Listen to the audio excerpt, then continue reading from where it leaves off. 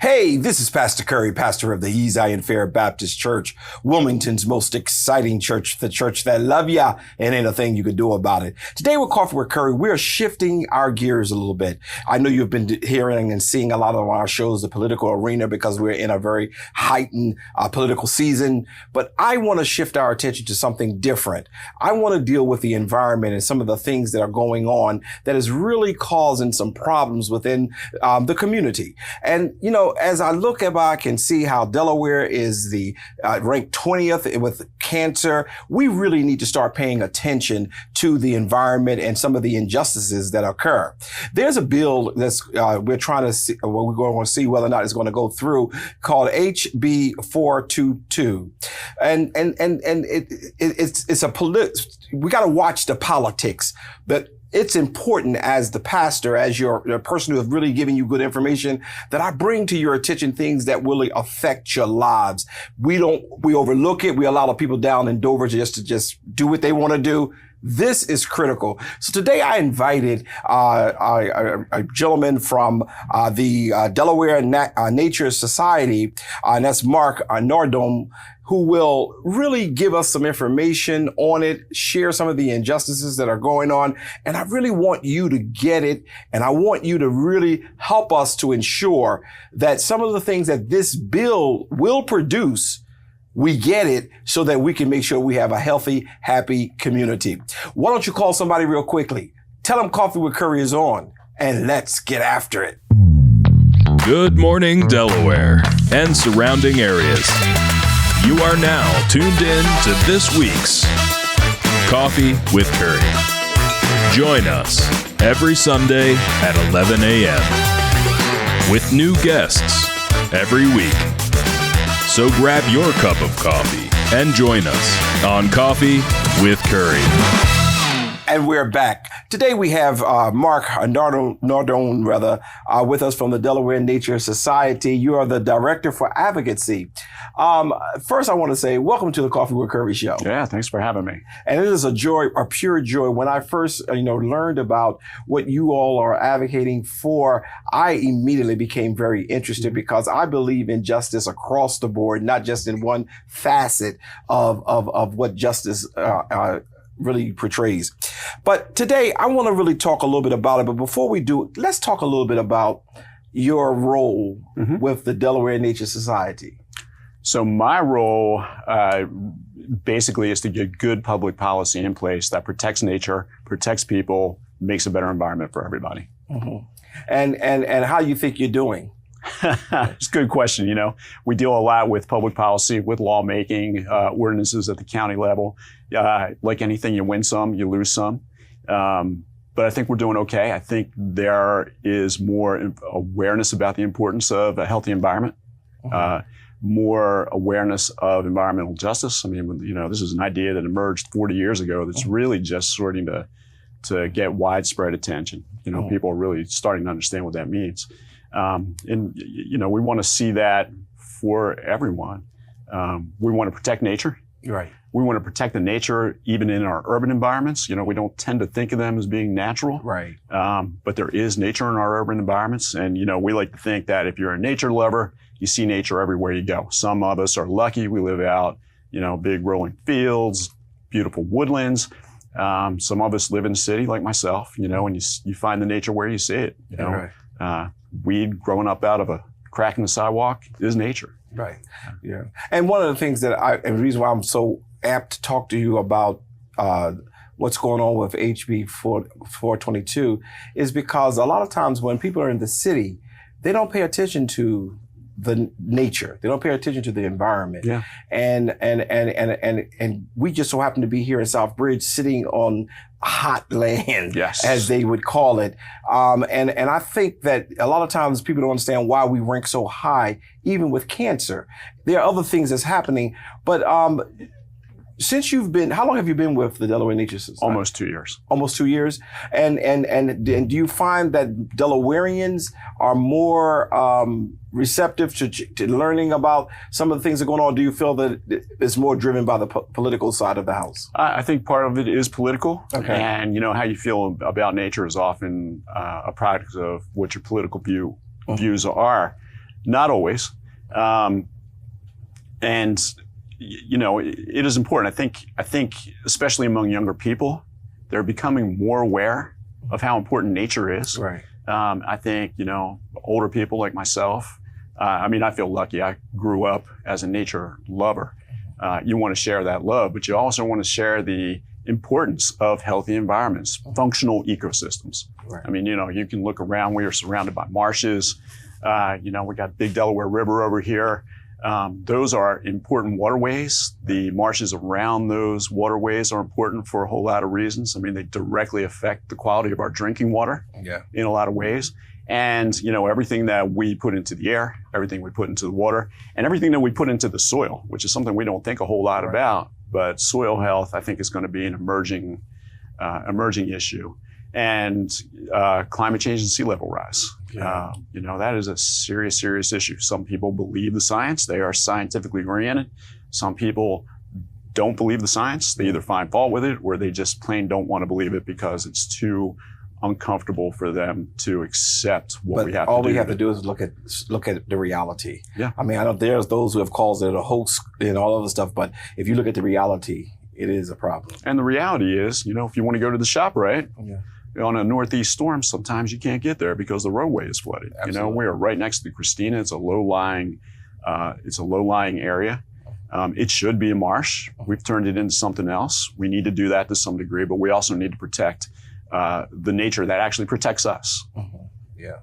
So today we come together to talk about this. Now, I don't know whether we should talk about HB 422 first, or should you just really share why it's important for us to even start thinking seriously about the environment and things of nature? Maybe we can do both at the same time. All right. So HB 422, we consider a very important piece of environmental justice legislation. Mm-hmm. Basically, what 422 aims to do is to curb the cumulative impacts of pollution on overburdened communities. Uh-huh. What does all that mean? So cumulative impacts means, you're basically putting pollution on top of pollution on top of pollution. Right. So in areas like right along Route 9, north of town, some places downstate, you have big clusters of polluters. The landfills, the industrial facilities, manufacturers, the big refinery down in Delaware City. Where is it easiest to cite new polluters?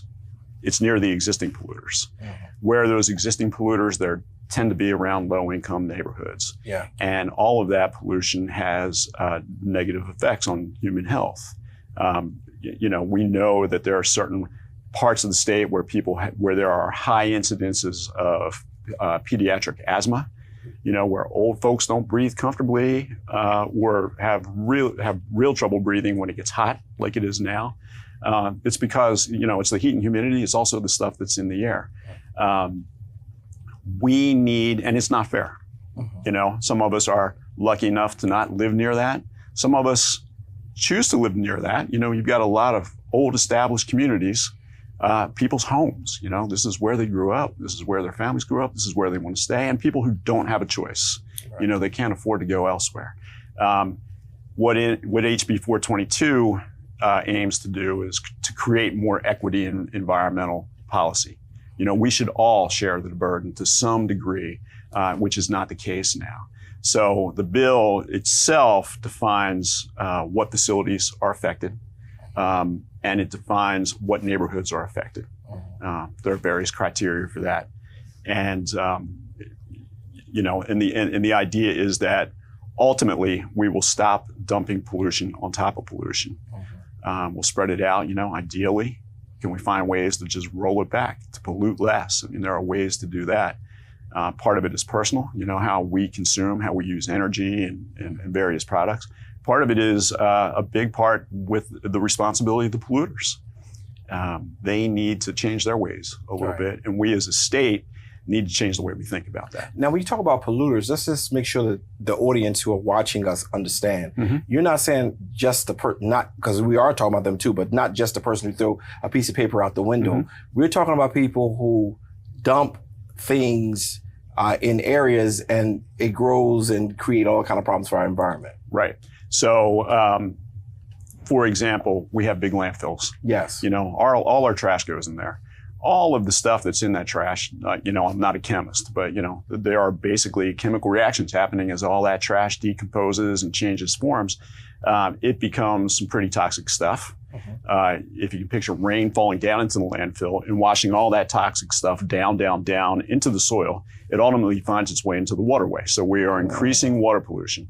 Downstate, where we have big underground reservoirs of water, natural water, where people, dig their wells, that stuff finds its way into those aquifers eventually. People drink it straight from their wells, unless they have a good water filtration on their home, they are drinking the chemicals and other contaminants that go down into those waterways. Mm-hmm. Now, I was going to jump in and say, because you just made a comment, like you used the people down southern part of Delaware, where it goes into their wells, and unless they have a good filtration system, meaning unless they have money to be able to deal with it, they find themselves substitute to those elements. Would you think it's a fair assessment to say that the reason why it is so important for us to pay attention to this show today is because it's a voice that's not heard, which is the poor, the underprivileged. You talked about a lot of places where these landfills are and where these or dirty sites. It's in poor neighborhoods. You didn't say anything about South Bridge, but South Bridge is a spot where the DuPont company dumped all of its stuff at one point. I remember when we first decided to build. The first thing we did was we got a DNREC report. 10 Bears, I believe it was our environment company, and it was all the soil was polluted. So it became. It's not like we had certain patches. It was the whole site. The education they gave me saved us because we have children on our site today. But what I'm hearing you say is that polluters are not going to. It costs money to fix this up. It costs money to remediate these sites. What I'm hearing you saying is that y'all really trying to make sure that you become that voice, especially with HB 422. You're trying to become that voice for that community that really doesn't have a voice. Right. And we want the community to be a part of that, Okay. So Delaware Nature Society is involved in this. Sierra Club is heavily involved with this, the Nature Conservancy. So there is a community of environmental advocates. To be frank, we're basically privileged folks who have the luxury of being able to do this, and some of us get paid to do this. It really needs to be a community effort. There needs to be a community action. People have to understand what's happening, in a real sense, gut level. Is one thing, but really knowing how it works is another thing, and to take action on that by talking to their elected officials about it. Yeah, let me ask a question. How does a person get in touch with you or your organization? Because you never know who's watching today, and they're saying, you know what, I do notice my breathing is harder, and I'm interested in making sure I sign up just in case you have a petition or whatever else to be a part of this this movement, if I can label it as that, of we need justice in our environment. How does a person get in touch with you all? They can just email me. Okay. And I can give you my email address, or they can email advocacy@delawarenaturesociety.org. Yeah, again, say that again. Advocacy@delawarenature.org. Yes, and if you want to give yours, you can, because we're going to have it on the screen, so you can give yours now too if you want to. You want to give your email now? Yes, it's mark.nardone, Nardone, @delawarenaturesociety.org. Perfect. And I think that's going to be important, because I don't want to lose out on the opportunity for someone to be able to say, Mark, I want to join in and I want to get more information. The asthma, I have children in our daycare who barely can breathe. Yes. And before I came to Delaware, I had no issues with sinuses. I had no issues with anything. But all of a sudden, I'm finding myself getting shots now. Nobody has allergies until they move to Delaware. Yeah, that's very interesting. So as we get ready to go to a commercial break, I want to make sure that I'm understanding. Right now, there is a movement to speak to the only thing we really covered right now is the polluters enjoying the privilege of polluting more. getting friends, hey, come over, let's pollute this. Have you seen that as a true reality? I think we see it every time a polluter wants to increase its output. Mm-hmm. So DNREC, every time, DNREC allows polluters to put a certain amount of pollution into the air or the water or the soil. If they change their processes or their products, they might need to add more pollution. And they go and they ask DNREC to allow that. So it happens in small and subtle ways. But every time the state offers a financial incentive for a company to come to Delaware, that is going to have an impact. I don't know that we've attracted any big polluters, but certainly the polluters that are here existing and have been for a lot of years, they are putting things into the environment that we need to slow down, stop the increase at least, and slow down or to decrease it if we can. So the question as we come back from the break is going to be, how does the HB 422 bill affect appropriate people making approval decisions? When we come right back, we're going to be right back. We'll be right back.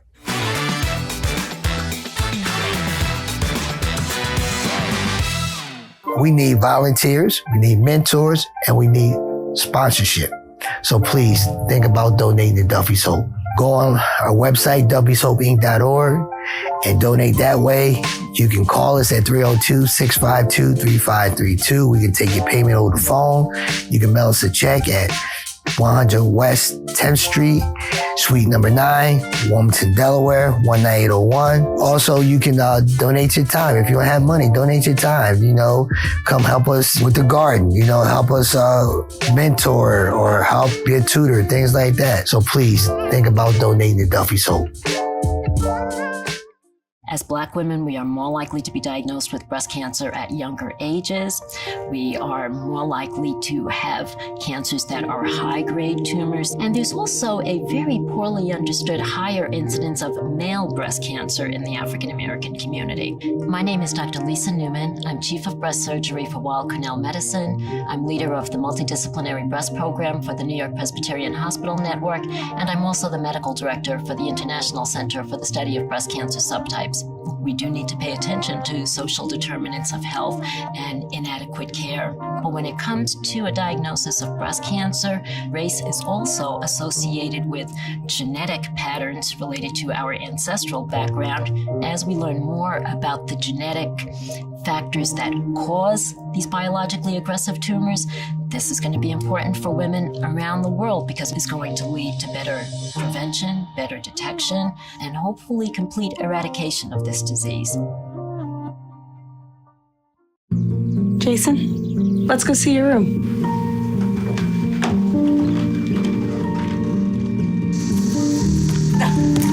No, that's not right. How was it? Is it good?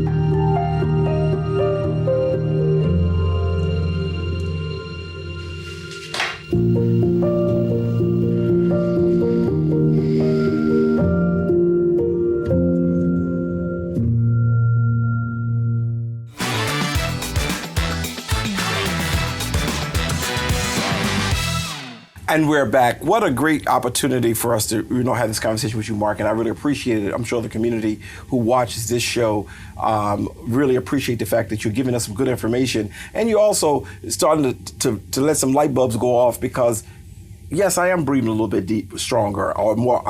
It's harder for me to breathe. And there's so much going on with the environment. And we don't pay it attention because it's not something. It's not like it's a fight broke out and now everybody is running to the fight. It's a slow process, but it's in the atmosphere and it's creating some major problems.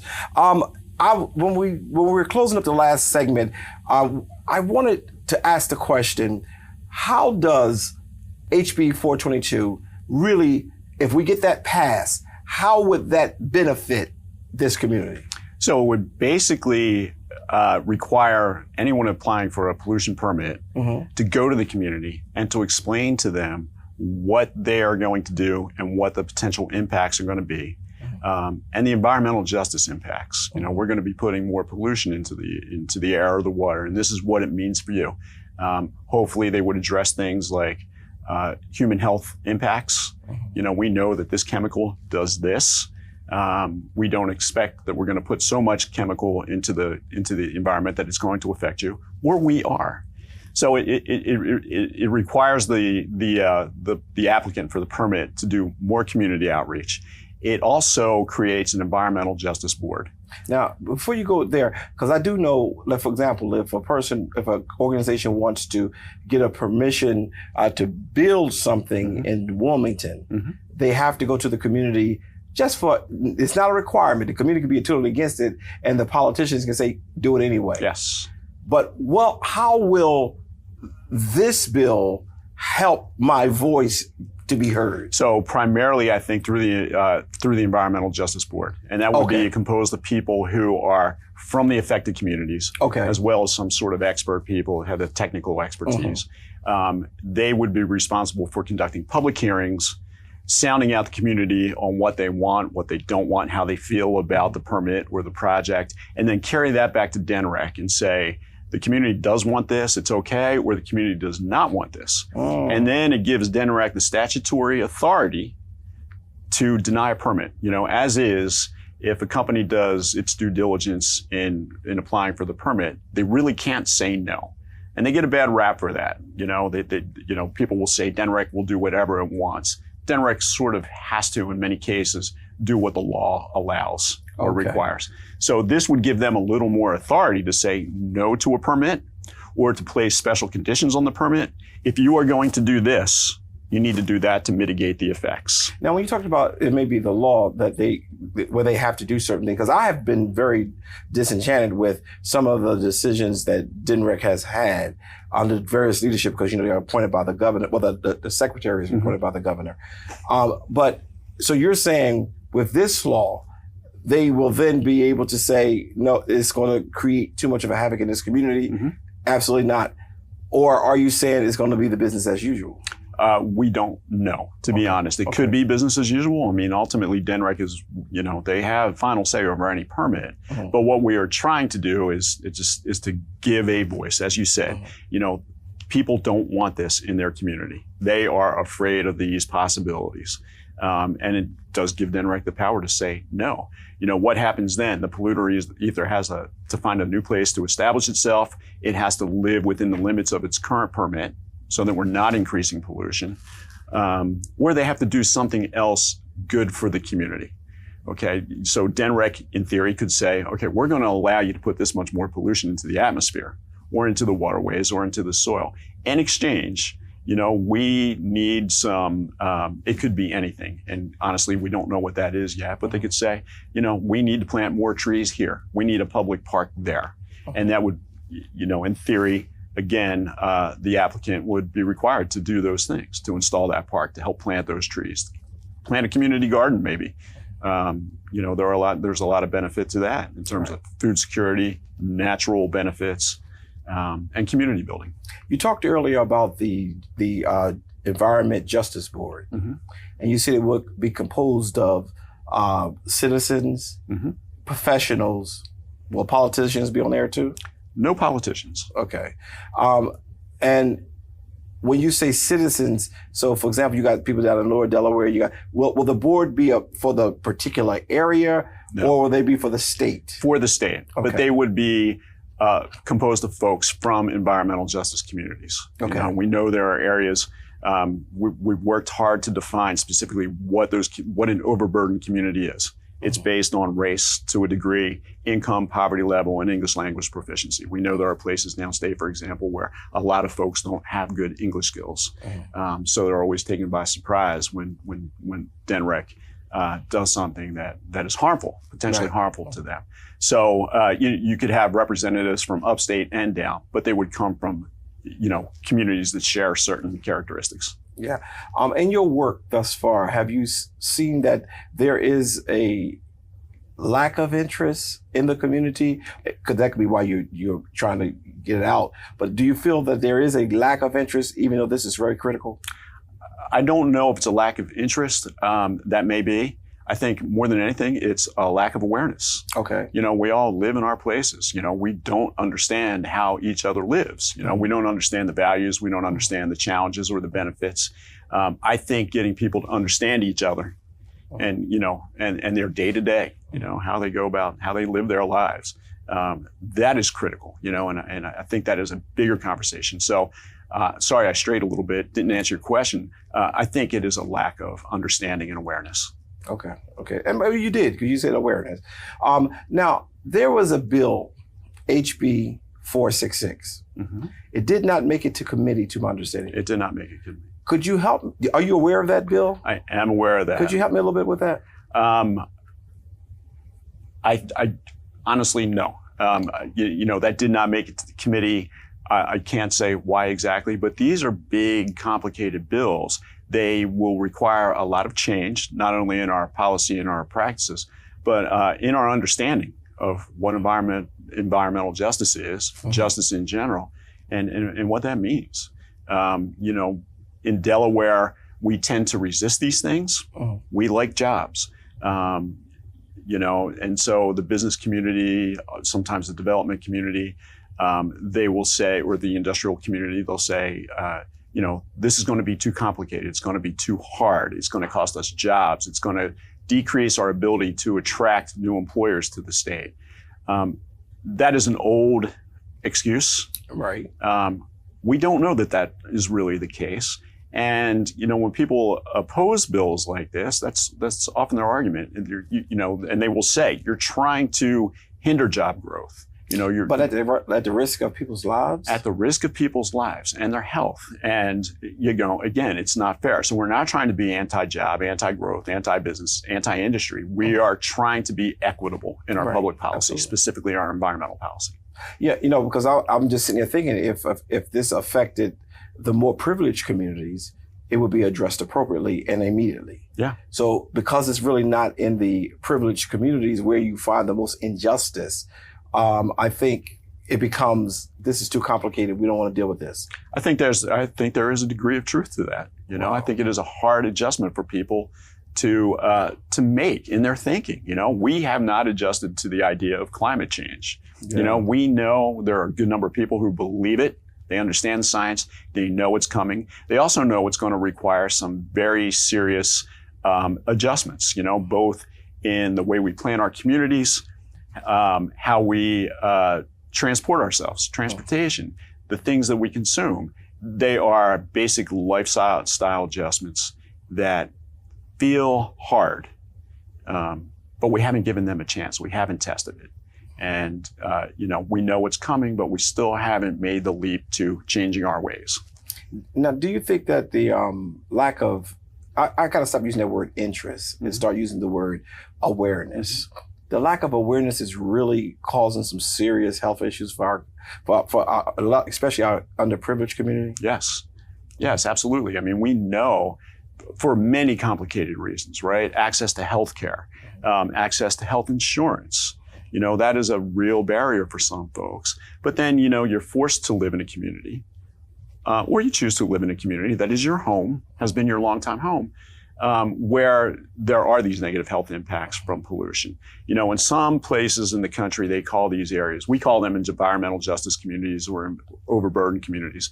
In some areas of the country, they're called sacrifice zones. And the implication is we are willing to sacrifice human health, compromise human health for some other trade-off. But is that normally in the privileged communities? No, it is not. And that's what and really for those of you who are watching us today, that's really what I'm trying to make sure I keep nailing home. We have to start paying attention to our environment because you can't see it, but you certainly inhale it. Is that fair? That is exactly right. And because you inhale it, it's what they call a slow killer. Mm-hmm. And we really need to be paying attention. I'm asking these specific questions because oftentimes you all are not involved or at the table. I don't know which camera's on me, but you may not be at the table. And because you're not at the table, it becomes, okay, I think I heard the language from Mark, sacrifice communities? Sacrifice zones. Sacrifice zones. Pay attention.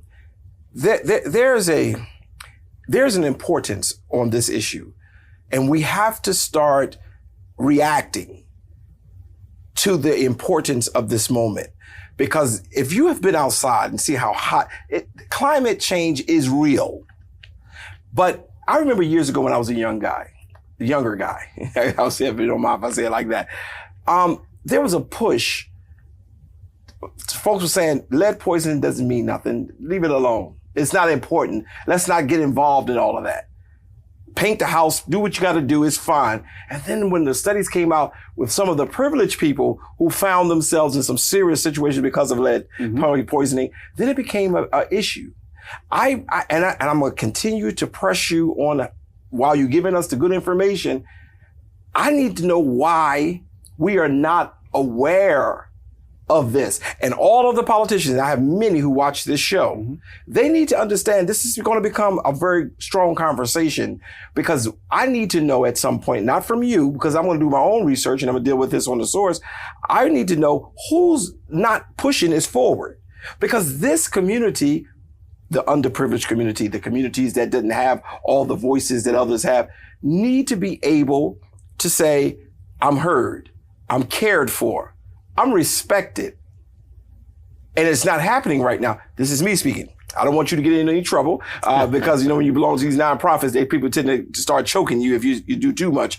I'm saying it, and that's why I became so interested, because right now we're dealing with an injustice, and it's always a plight on the underprivileged, the black and brown people, but not only black and brown, but it does happen there. So I really wanted to hear that clearly and get a true understanding, so that everybody who's watching us can say, you know what, I got it, I understand it.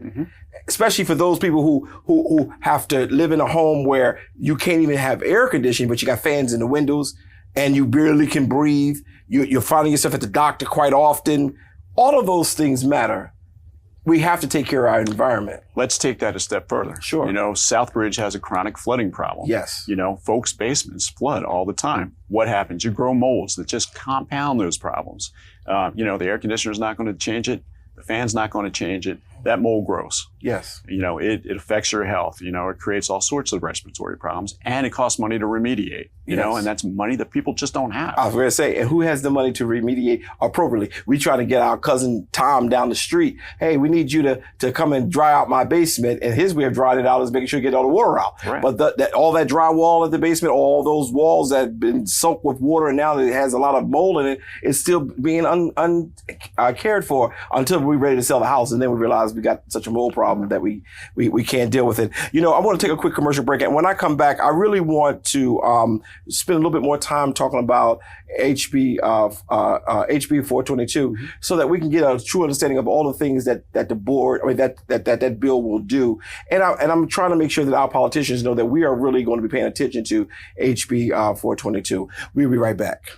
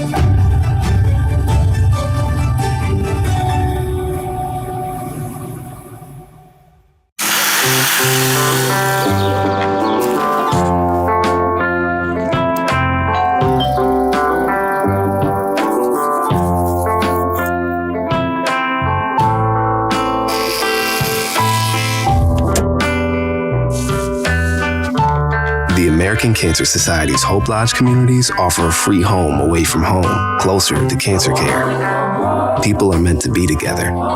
Donate to help keep it that way.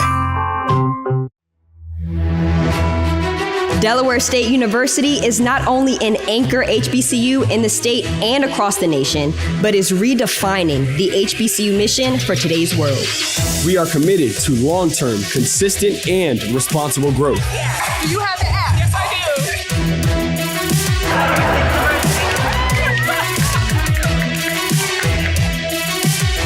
I am pleased to be able to award the HBCU Sports Production Grant to Delaware State University.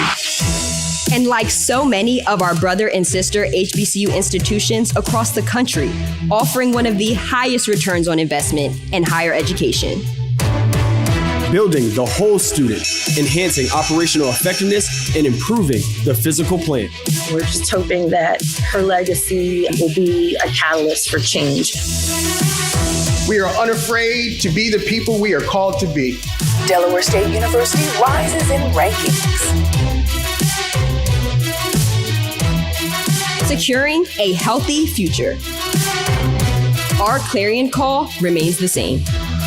Becoming the most substantively diverse, contemporary, and unapologetic HBCU in the country. I am so proud, so proud.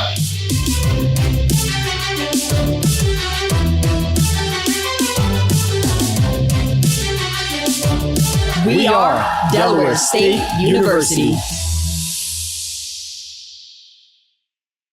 This is American Cancer Society making strides against breast cancer. It's go mode time. Get ready to make some amazing strides. Since 1993, we've become the most impactful, the largest, the #1 breast cancer movement in the country. We are the movement, the hope, the future. For over 30 years, we've been celebrating the courage of survivors and thrivers. There are more than 3.8 million breast cancer survivors in the U.S. today. So we continue to unite communities across the nation to end breast cancer as we know it for everyone. But there are still more steps to take. Over 280,000 people were diagnosed in 2022. Now the shoe is on your foot. Ready, set, go. Be the movement. Sign up for the walk. Be the hope. Support a survivor. Be the future. Donate to help end breast cancer. Every sponsor, partner, and person moves us one step closer to ending breast cancer as we know it. Go mode activated. Sign up today. The Delaware Mortgage Relief Program can help homeowners in need. Created by the Delaware State Housing Authority, this grant program provides each eligible household with up to $50,000 in mortgage relief assistance. This money can be used for future or delinquent mortgage payments, property taxes, homeowners association fees, or insurance fees. Funding is limited. Apply today. Visit online or call 888-303-4324 for more information about the Delaware Mortgage Relief Program. The drive to move forward. For some people, it's a part of who they are. And it's who we are too. For 130 years, Strayer University has been at the forefront of change, with programs that help students get and stay ahead, so you can keep striving.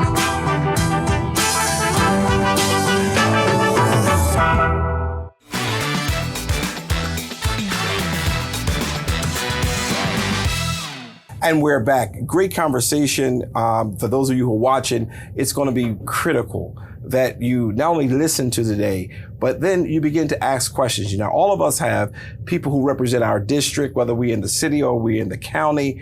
And what we need to do is making sure that our state legislators understand that this matters. East Zion Fair was placed, we decided to buy this property over here on B Street here in Southbridge. East Zion Fair was birthed 105 years ago in Southbridge on Hill Street. We wanted to come home and we bought this property, and I give kudos to Governor Markell, former Governor Markell, who, sat me down with his DNREC secretary and said, these are things that need to happen. We've been talking about awareness. I had no clue when I heard people saying I'm buying swamp land. What do you mean swamp land? It looks kind of clean to me. But what they were really saying was that the soil that's in the dirt that you're buying your property on, it was just contaminated to another level. And when we did the surveys, we came out with so much, and this survey even shared, the research even showed all the types of pollutants. And it wasn't one thing. It was like metal only. It was a plethora of things.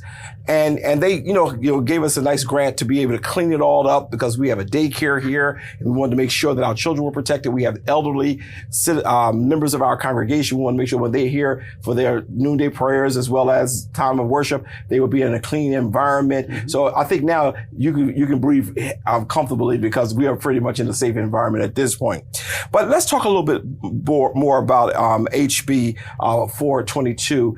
Any things maybe we have missed that we may be able to share, or anything you want to recapitulate? I think that would be great. I think maybe it's helpful to just sort of repeat what the bill would do, which is it defines what an overburdened community is. Okay. It defines the types of activities and industries that would be regulated. Mm-hmm. It creates the Environmental Justice Board, composed largely of folks from the overburdened communities, to conduct hearings, public hearings.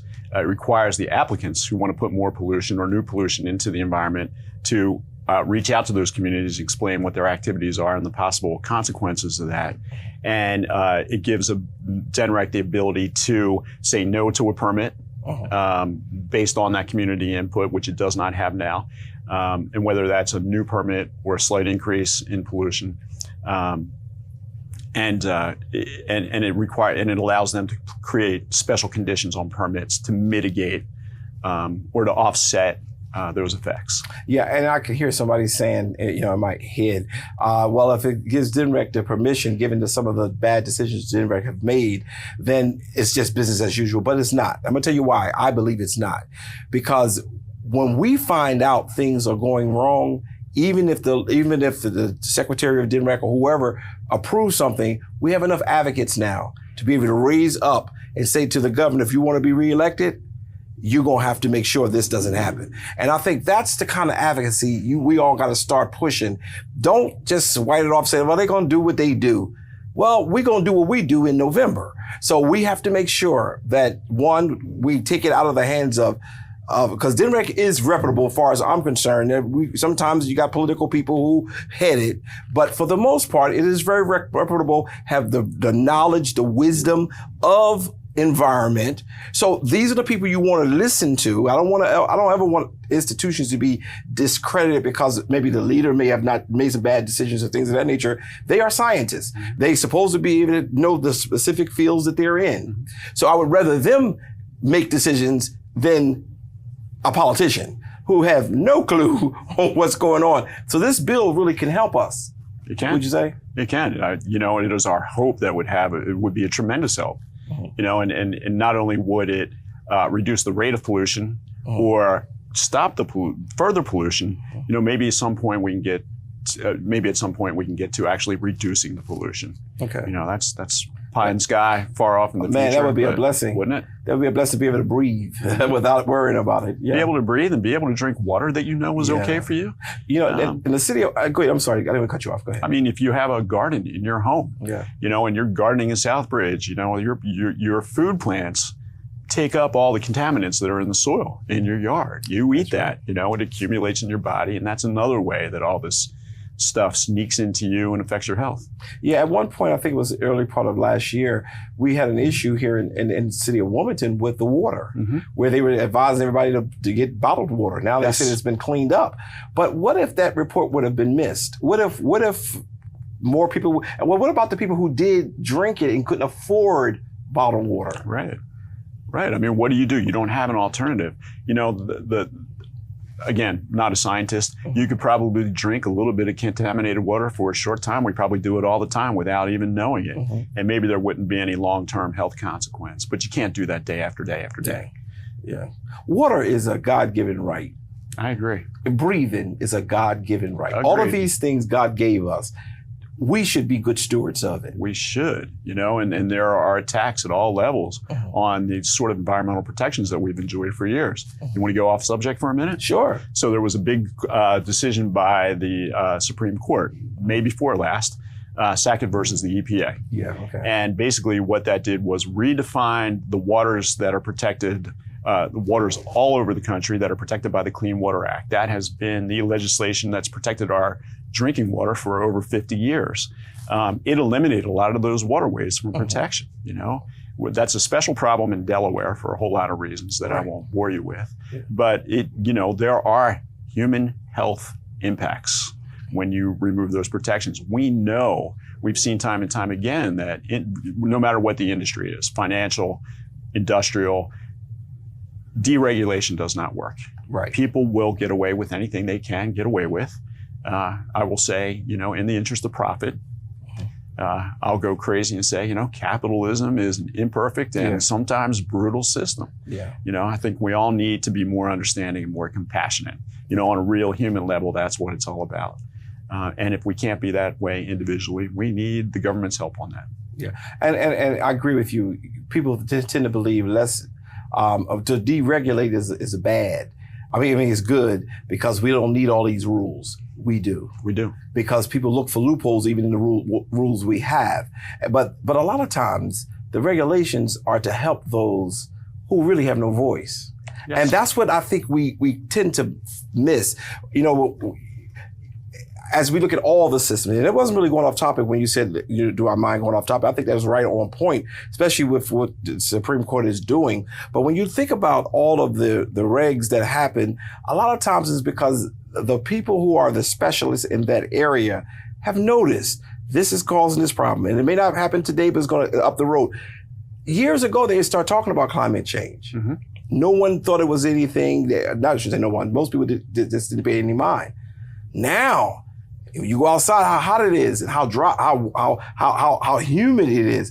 You begin to say, well, you know what, maybe there is some truth to this. Mm-hmm. But should we have to suffer in order to really recognize that the truth is God made this earth and it should be handled a certain way? I think it's human nature to not learn the lesson until you've learned it the hard way sometimes. Oh, okay. Until the disaster happens, it doesn't always sink in. Yeah. We haven't had a climate disaster yet. We are having a slow burning disaster. And because it's so slow and our time scales are very human, we tend not to see it for what it is. We have to think ahead. We have to act proactively. We have to make an effort to understand. And again, that's not easy for people. We have day-to-day lives that are complicated and busy. You don't have time to sit down and read and study. But you do have to trust good sources. We talk a lot about it in the media. It is worth listening to and trying to understand. Yeah, thanks for saying that because, again, you're absolutely correct. We don't have the time to read all the data, but we have to trust good sources, mm-hmm. those who have gone before us to learn the various traits, or I shouldn't say trades, but things that are specialties, such as the earth and things of that nature. We do have to make sure that we trust those sources. And honestly, all you got to do is breathe now. You'll see. We got a problem. And you said we have not had any real climate issues. Oh yeah, go look in the West. The ways those fires are out of control, and we've not seen this type of heat in my lifetime. Yeah, we had an early hurricane season. We've already had a disastrous hurricane. Right. In June, right? Absolutely. That's just going to get worse and worse. It's going to get worse and worse, but we got to start talking about it more, and we got to start paying attention to it, because if we don't, we're going to find ourselves where only the privileged, some areas, everybody's going to be affected. So there will be a time where even the privileged folks, all these privileged folks who have beautiful beach homes, they're not going to have those beach homes in 50, 60, 70 years. Yeah. I'm sure the insurance companies are starting to look at that right now. They are looking at it, and they're pulling out of high-risk markets. Yeah. And then the value of your $5 million million beach home is essentially zero. Wow. It affects everybody. It does. It does. Well, Mark, I'm going to give you an opportunity. Before I give you an opportunity to close out, just share one more time if there's a phone number to your office. Yes. And if there's a website they can go to, as well as a if you can give me those two things that get people connected to you all. You can always reach us at advocacy@DelawareNatureSociety.org. The website is delnature.org. We do some good writing about these issues on the website, journalistically, sort of. And you can always, reach out to me personally at mark.nardone@DelawareNatureSociety.org. Yeah, and for my seniors who are watching, they want a phone number. Do you have a phone number to the office? My direct is 302-413-5057. Okay, so give Mark a call if you want more information on that. Let him know that you watched the show and you have an interest. And sometimes you never know. He may need a signature to say, look, we got these amount of signatures saying that this bill must pass. But the big thing I think we're going to have to make sure we do is that we spend some time talking to our politicians, letting them know we're aware now. We're aware of HB 422, and we want that passed. We need people to be held accountable. Allow the professionals to do their work. And when the professionals are not doing their work and they become political, we'll hold them accountable too. But for right now, this is something I think will really help us because it's to the place where unless they need a zoning change, most of the stuff just happens. Right. Not good. Not good, and if you look at the history of certain areas, I'm assuming you got a good price on this piece of property. I did. Why was that? It was degraded. It cost a lot of money to remediate. Yeah. You can build new, we have an affordable housing crisis in this state, right? It just doesn't exist. Where is it built? It's built where land is cheap. Where is land cheap? Industrial sites, places like that. So if you're trying to solve an affordable housing problem, you're perpetuating another problem because you're situating people near polluters again. So it is very complicated and we sort of have to rethink the whole system. Yeah, well, Mark, I really appreciate you taking this time to be with me. This is not your last time going to be on this show. Thank you. We're going to call you back so that we can see where we are. We know they're out of session right now, but right before they go back into session, we're going to try to have another show so that we can remind them that we are still aware of it and we got our eye on it. And I have a gentleman who works with me, one of my co-hosts on the Source. He is very much interested in this bill too, because I've heard him bring it up. So I really want to make sure that we keep this going. Are there any closing or comments that you would like to make just so that the community will hear you? I think, stay heads up about this. Talk to your neighbors about this. We know we've lived with these problems for too long. We have a historic opportunity, I think, to make some serious change here. But it will take everyone's effort and, not going to sugarcoat it. It's going to take a while, so we got to be in it for the long haul. I am happy to talk to anybody about that. I think those of us who are intimately involved with the bill are happy to talk to anybody about it. Well, Mark, I am very grateful, and I'm sure the people who are watching us today are very grateful that you took the time to just give us an update, or should I say a brief understanding, which was good because we now know that we have a role to play and we all must become active in it. Mark, thank you so very much for taking the time to be with us today. For the opportunity. Thank Great, you very great. much. What we're going to do before we leave is that I'm going to make this a 2-week show. I have another person who is going to come on for next week, and I don't want you to miss it. And this person's name is Willie Scott, and he is he's a part of the Delaware Sierras Club, the Delaware chapter. And he's going to really continue this conversation and to fill in some blanks and recapitulate some of the things that were shared, because it's so critical that we get all of this information and continue to share it. And I'm going to make sure, Mark, that we're going to share this not just this week, but we're going to have some rebroadcasts of this. Thank you. We'll be right back.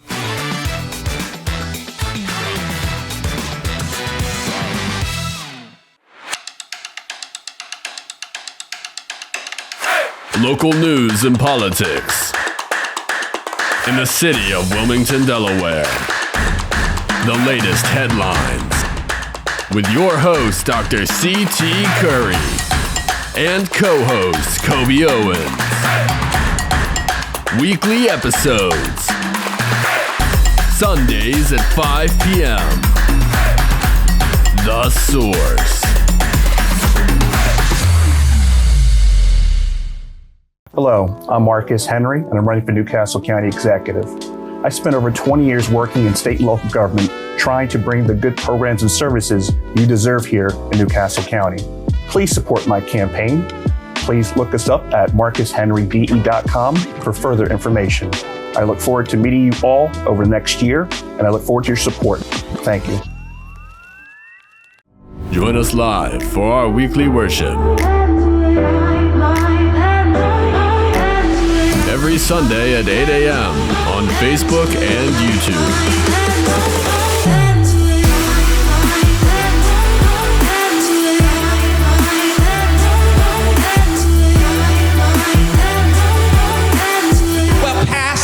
I'm doing the best I can, but I still gotta have a little Chardonnay, and I still gotta have a little this, and I gotta still sneak around.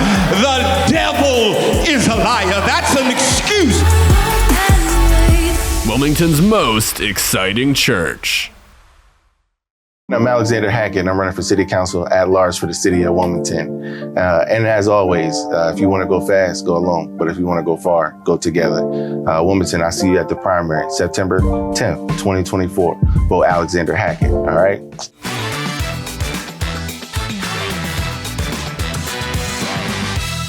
And we're back. What a great show today. As I share with you, we're going to continue this show because it is important. We talk about injustice. A lot of times we only deal with injustice when a police officer go upside the head of a innocent person, or if a bill passes that we feel is going to hurt a certain community, but we very seldomly pay attention to our environment. It's time for the shift. It's time for us to start shifting our mind from not saying we shouldn't handle those other injustices, but we must start paying attention to our environment. I'm taking keen interest in this because I know I have a daughter who is being raised in this environment. I have loved ones, this congregation that I pastor, and those of you who I talk to every week, and you tell me when you see me in the ShopRite, you tell me when you see me in the Dunkin' Donuts, I'm loving the show, keep it rolling, keep me with the information. I want to protect you. You have a part to play. We all are represented by various state legislators and senators. We must keep holding them accountable. Many of them are friends of mine, and I'm going to be on the phone calling them, reminding them about SB 422. Because, HB, I'm sorry, I messed up, but it's HB 422. I'm going to continue to remind them that our eyes are on it, and we want them to pay close attention. If it's too complicated, then just pass it. That's going to be my attitude, because we need advocacy. We need people who do not have a voice need to be heard. What a great show. Next week, you're going to see the continuation of this show. And we're going to bring in Willie Scott, who will take care of some other comments, but it's going to also recapitulate some things so that you will be crystal clear on what is happening and why it's important for us to get this bill passed. Until the next time we get together, may the Lord God bless you real good. Thank you for watching this episode of Coffee with Curry. Tune in next week, Sunday at 11 a.m.